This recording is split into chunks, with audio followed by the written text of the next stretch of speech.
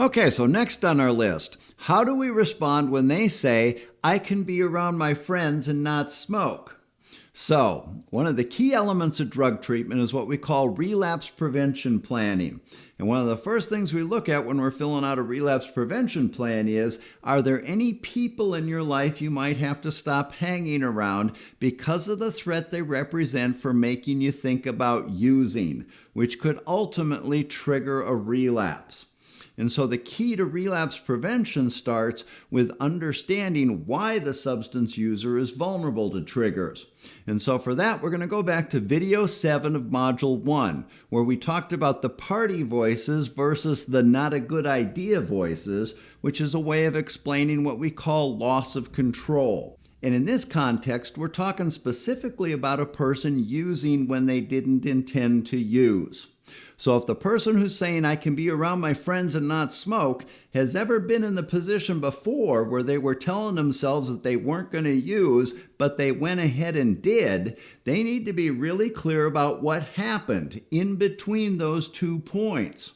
Because the answer is the party voices got louder than the not a good idea voices. They experienced loss of control.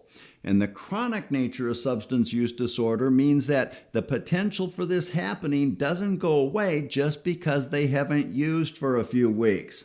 But what makes this tricky, and in the client's defense, is that they probably can be around people who are using and not use, at least for a while. But the operative word there is going to be for a while. And that's where we want to go back into PDF 5 of Module 3 and review what it says about relapse occurring in stages, and that the actual substance use is really just the final stage of relapse. And so one of the things you want to focus on in there is where it talks about that slippery slope and how A leads to B leads to C leads to D. Because in that context, it's going to be easy to see that hanging around with using friends is simply going to fall in the A or B part of that process. And that sort of ties into an old saying we have around recovery circles, and that's hang around the barbershop long enough, you'll end up getting a haircut.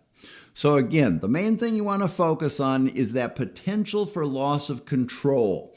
The way that people get to successful long-term recovery is by having a healthy respect for the fact that they never know when they could find themselves in a situation where all of a sudden they're thinking it would be okay for them to use. And the person who recognizes that is going to be motivated to follow a plan that's going to minimize the risk of that happening. And there's a good chance that's going to include having to make some tough choices about whether hanging around certain friends is going to be good for their recovery or not.